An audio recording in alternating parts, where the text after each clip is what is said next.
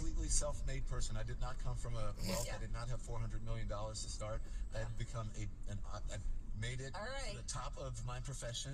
And I've also started a business. And I'm a self-made millionaire from a country where my ancestors were enslaved. So I think that's a pretty big accomplishment, whether people want to... All right, Lemonheads.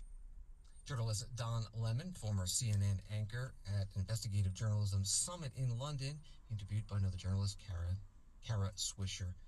Don Lemon is currently facing federal civil rights charges after reporting on a protest in a church in Minneapolis against federal immigration enforcement.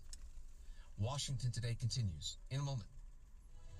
Friday on C-SPAN Ceasefire, former Senate Democratic Majority Leader Tom Daschle and former Vice Chair of the Senate Republican Conference, Roy Blunt, join our host Dasha Burns for a conversation about whether bipartisanship is still possible in Washington amid the various challenges facing the country, such as the ongoing Iran war and concerns about the economy. Watch Ceasefire Friday at 7 p.m. and 10 p.m. Eastern and Pacific, only on C-SPAN. You can also listen to Ceasefire on demand anytime as a podcast wherever you listen to podcasts. Welcome back to Washington Today, available as a podcast on the free C-SPAN Now mobile app and wherever you find your podcasts.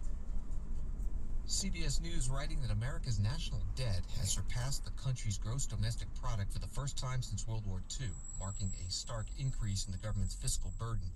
Debt held by the public stood at $31.27 trillion at the end of April, edging above the U.S. GDP of $31.22 trillion between April 2025 and March 2026, according to a recent analysis by the Committee for a Responsible Federal Budget. That was from CBS News.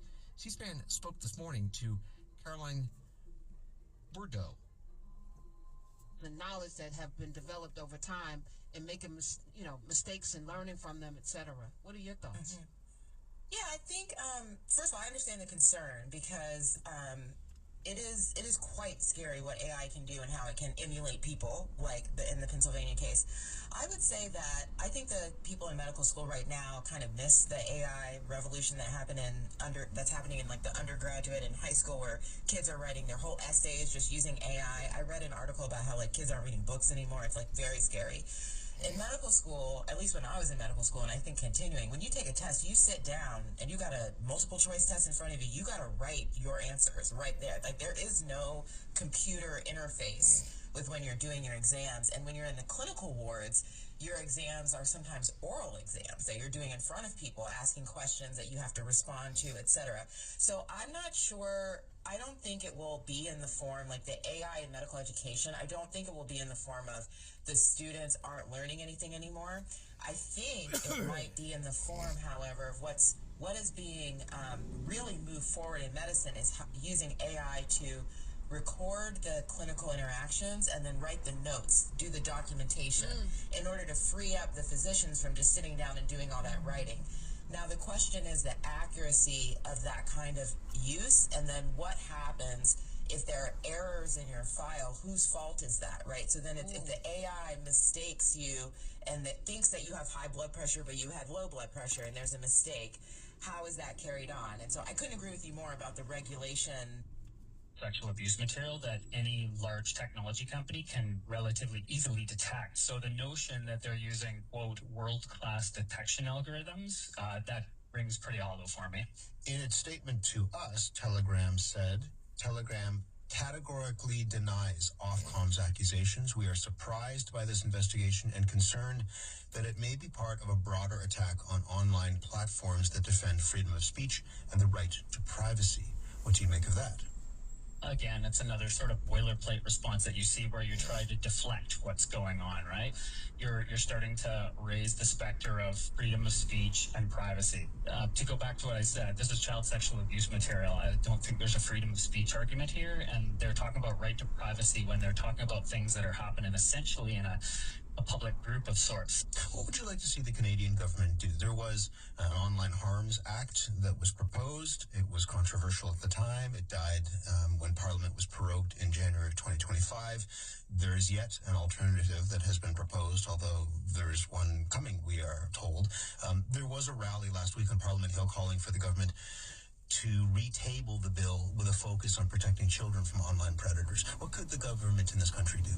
I think resurrecting that legislation would be absolutely critical because it has the potential to build on the notion of putting rules in place for companies like this within Canada to be able to apply sovereign law to companies like this who essentially operate without any. And it also raises the possibility of building up a regulator within Canada. And I think we need to be realistic about what that looks like. This isn't a process that you can just snap your fingers and make it happen and everything's going to be perfect afterwards. It's going to be a bumpy road, but it's one that we need to start going down now. What should the regulator look like such that it would actually be effective in preventing the spread of the material that you're talking about? That's a difficult question because it's such a new topic, and it's interesting how it sort of played out in terms of Telegram in this space, because it looks funny that a charity within Winnipeg, Manitoba, Canada is giving intelligence reports to a regulator in another country. I think that when a regulator is put in place, you need to have these relationships with other organizations that are able to do some of that boots on the ground or frontline work, like the work that we're doing here. So I think integration with a entity such as us to be able to get these sorts of things done is really, really important. Obviously, it's going to have to be staffed properly. This isn't going to be an inexpensive sort of thing, but I think that there's creative ways to be able to levy fees, etc., from some of the large tech companies that are, facilitating some of this harm. And just finally, go back to the concerns that people had about the Online Harms Act. Not what Telegram is saying, but what many Canadians have said, that this act would infringe on people's freedom of speech and a right to privacy. How do you respond to that? Yeah, I think that the first act had a number of things mixed in with it. I think that child protection is a unique sort of space here, and I don't think you have some of the same sorts of difficulties you would have if you fenced online harm specifically related to children. I think there's more universal support for that. And I'm not saying that the other harms are unimportant. They absolutely are. But sometimes it's difficult to push through a bunch of different harms all in one swath. It becomes more difficult for people to get their head around what that looks like. But again, I think people also don't like change, right? The notion that there's any sort of regulation coming for the internet tends to ruffle people's feathers because of the notion of the sort of 1990s internet. Everything is free, anarchy is great. We are sort of coming at a crossroads, I think, right now, where we're starting to see the harms that have come out of this sort of social experiment that has happened over the last 30 years, essentially. And I think people are starting to realize that this is not where we wanted to end up. So, yeah, I'm hopeful that the retabling of some legislation in Canada is going to receive a lot of support from everyone across Canada because I think it's very important. Lloyd, good to talk to you. Thank you very much. Thanks, Matt. Lloyd Richardson is Director of Technology for the Canadian Centre for Child Protection. He was in Winnipeg. Tatiana Lockwood is an Associate Professor in Digital Media and Society at the Dublin City University. She's in Dublin, Ireland. Tatiana, hello to you. Good morning or good afternoon.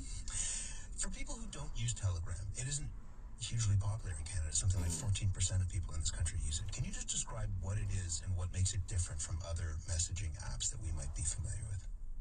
Unlike, say, WhatsApp or Signal, Telegram is different in that it has this combination of private one-on-one or small group chats with this kind of feature of large groups or large channels, which are essentially more like broadcast tools where, somebody can create a large channel with tens, if not hundreds of thousands of subscribers. And that feels more like almost like a news feed where somebody can broadcast. But that really is what makes Telegram different because it combines these very private messaging features with these large-scale channels, which I think are very different in nature. And it's why it's become really popular with individual users, but also media outlets, organizations. So it's a little different, I'd say, than some of those other messaging services. Tell me more about who uses the app.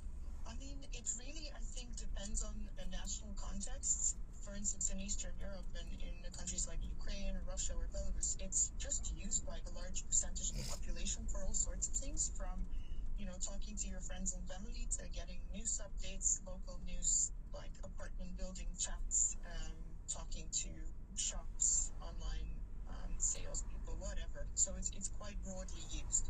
And I think that really is very specific to particular regions.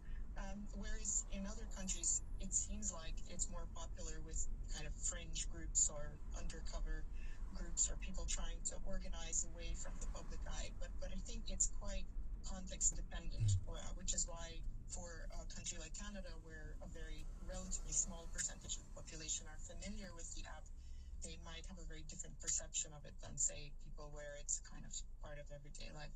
It's often been called the dark web in your pocket as well. How often is it used for those purposes? We just heard Lloyd talking about some of the images and videos that were circulating that alerted his organization's attention. How often is it used to distribute that kind of material? Well, unfortunately, quite often. There's quite a long history, I think, of problematic content circulating on Telegram, sometimes in these very large-scale networks or communities.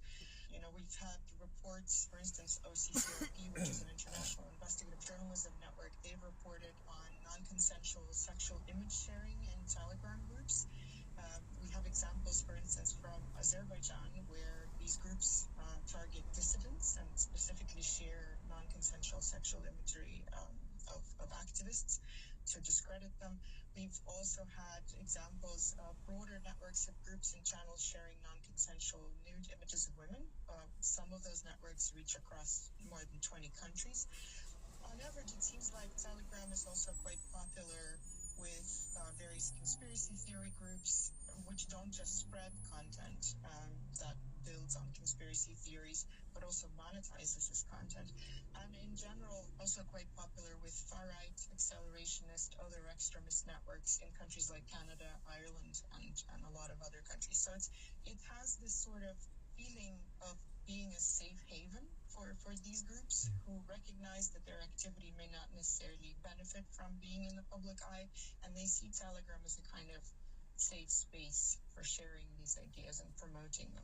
There was an investigation by CNN earlier this year into men using the app to trade information on how to drug their partners. You could apparently buy some sort of liquid that was tasteless and odorless, and one of the people who was selling it on Telegram said, "Your wife won't feel anything and won't remember anything."